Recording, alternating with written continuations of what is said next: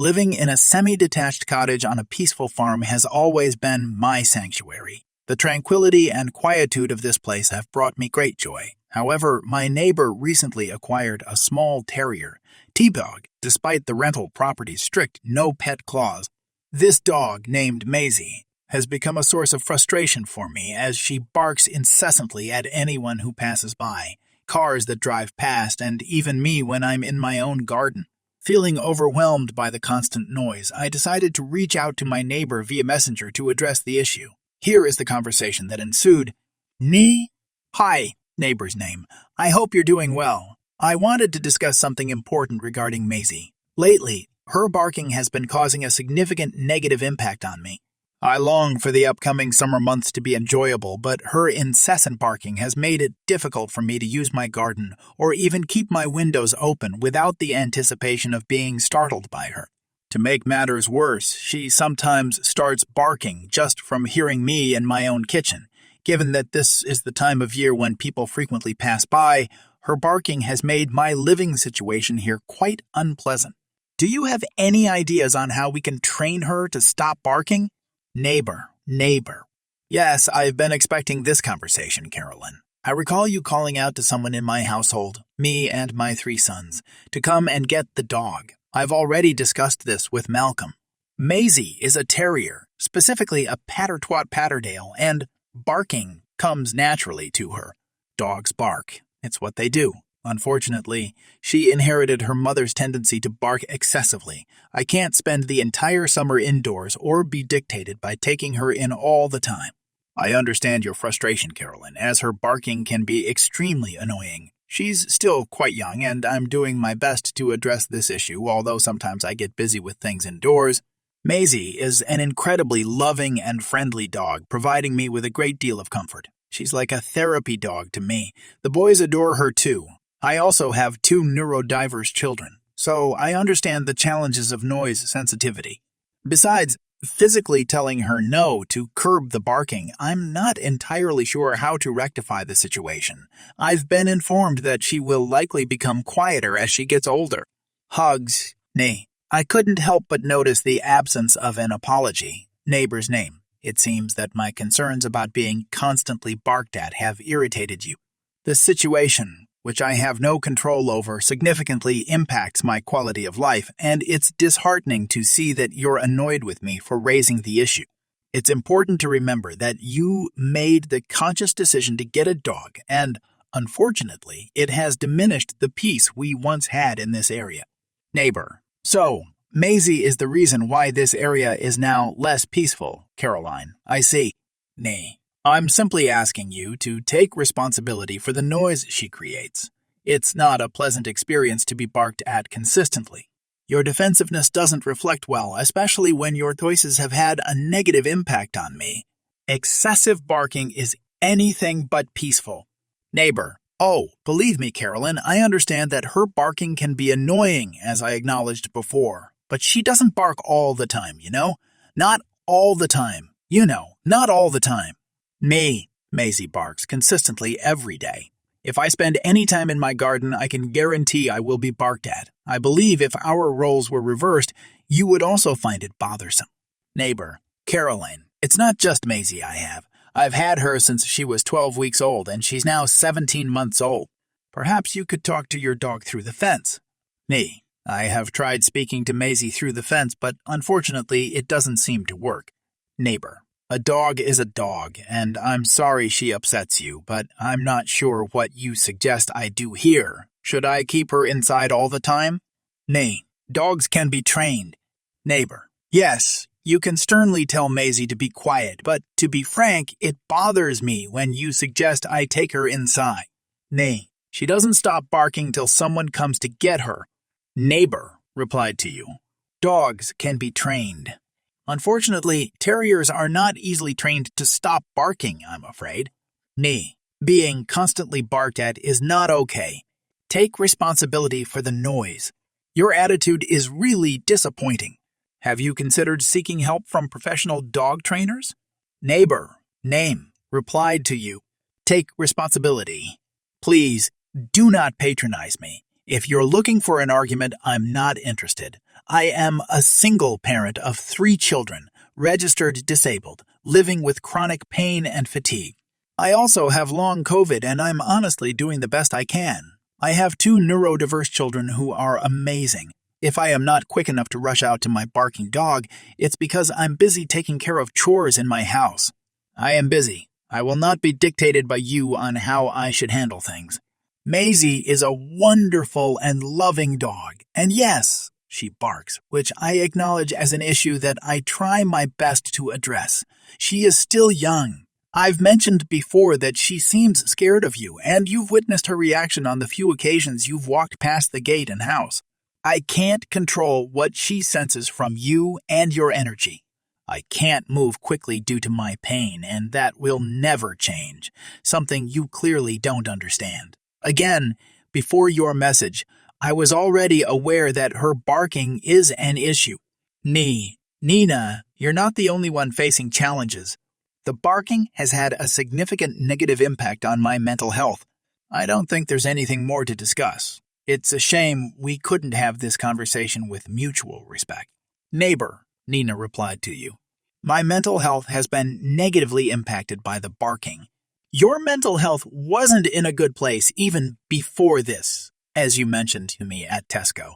Please don't blame my dog for that. I am not easily manipulated anymore, Carolyn.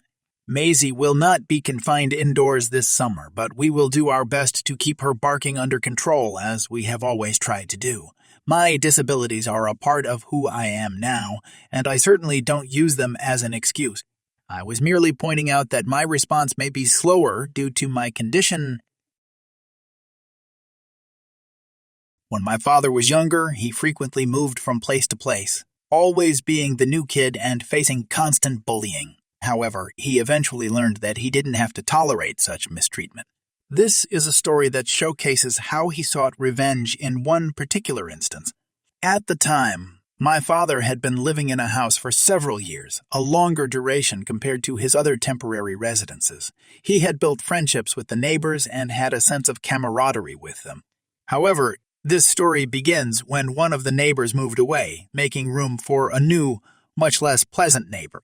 My dad's house was situated on a hill, with the bottom of the slope extending into the new neighbor's property. During winter, when snow covered the ground, my father and his friends, including the neighbor's kids, would eagerly embark on sledding adventures, creating cherished memories. The neighbor's children would sled down from my grandparents' property, while my dad and his friends would glide down into the new neighbor's land. Everything was harmonious, until the arrival of Kevin, the new neighbor. Right from the start, Kevin proved himself to be an unpleasant character. He would litter, mistreat the animals owned by other neighbors, and even yelled at a sweet old lady across the street simply because he thought she was giving him a strange look. Initially, my dad didn't pay much attention to Kevin's behavior, but when winter arrived, he would discover just how much he despised him.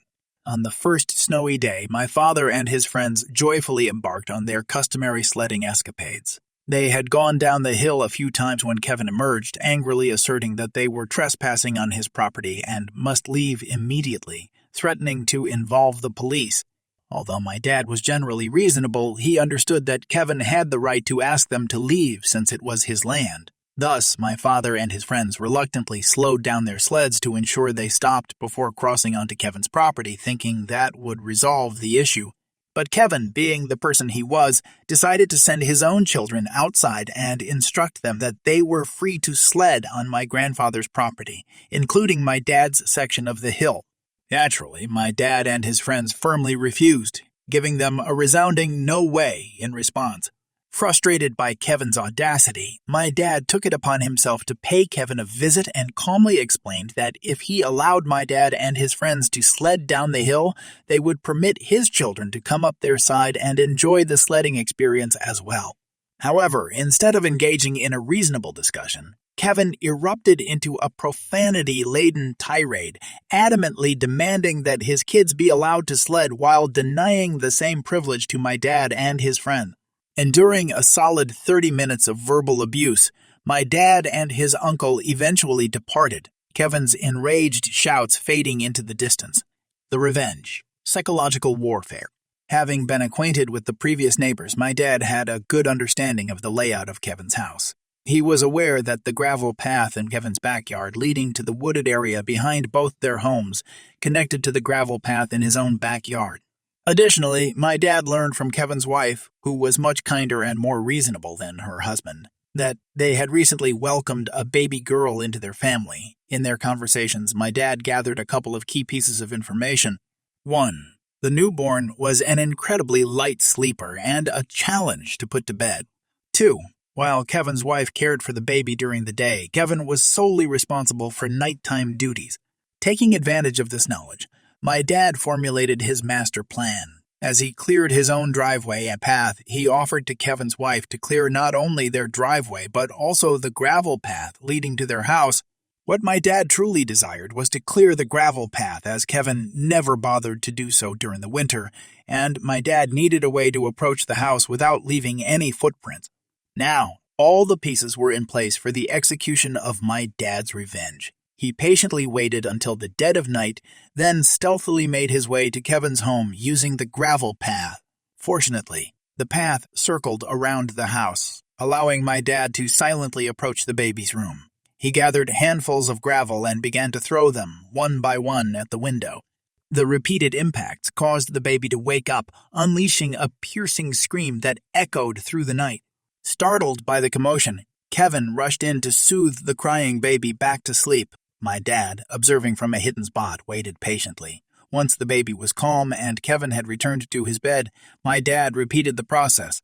Since it was winter break, my dad had slept during the day and was far from tired. He brought a book with him to pass the time. He continued this pattern until around 4 in the morning.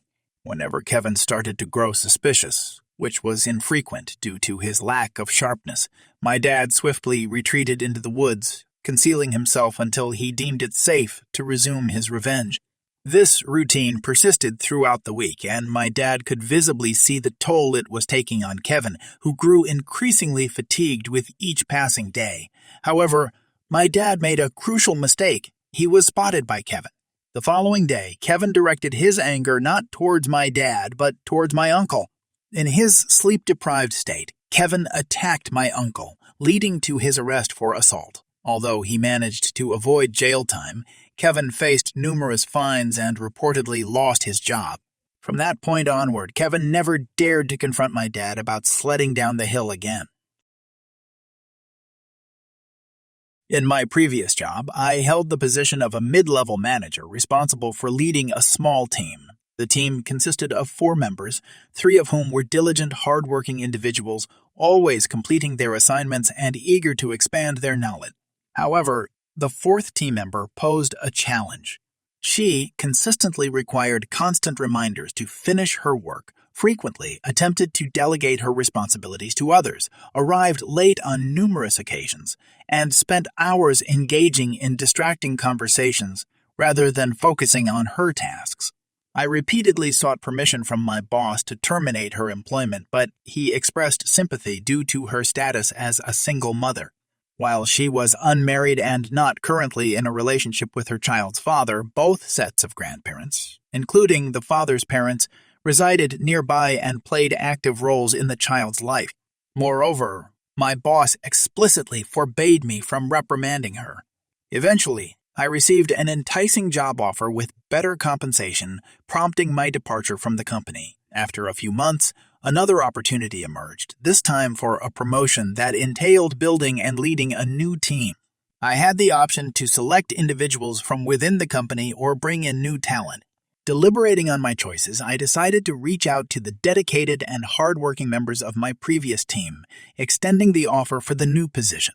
It was an easy decision for them, considering the superior remuneration, enhanced benefits, improved working conditions, and the possibility of working remotely for the majority of the time. They were thrilled to embark on this new venture together, and I was equally delighted to reunite with my former team. A couple of days later, I received an angry call from the 4th team member. She expressed her frustration, questioning why I had not offered her the job, citing her status as a mother in need of the benefits and flexible working hours. Despite her demands, I firmly declined her request. Finally, unencumbered by anyone preventing me from being straightforward, I explained that her work ethic and performance were subpar, and hiring her would have been detrimental to the team. Although there were many more grievances I wanted to air, I exercised restraint and ended the conversation. In response, she resorted to hurling insults before abruptly hanging up. Later that day, I received an unexpected and perplexing call that now stands as the most bewildering incident in my professional career. The HR manager from my former company contacted me.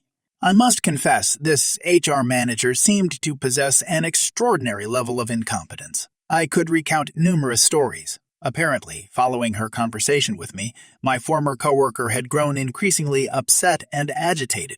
Sensing her distress, the HR manager inquired about the matter, prompting my ex-colleague to share her grievances.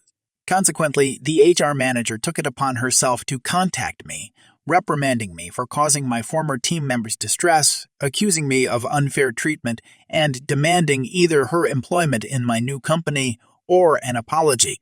I couldn't help but laugh, engaging in a brief argument before promptly ending the call.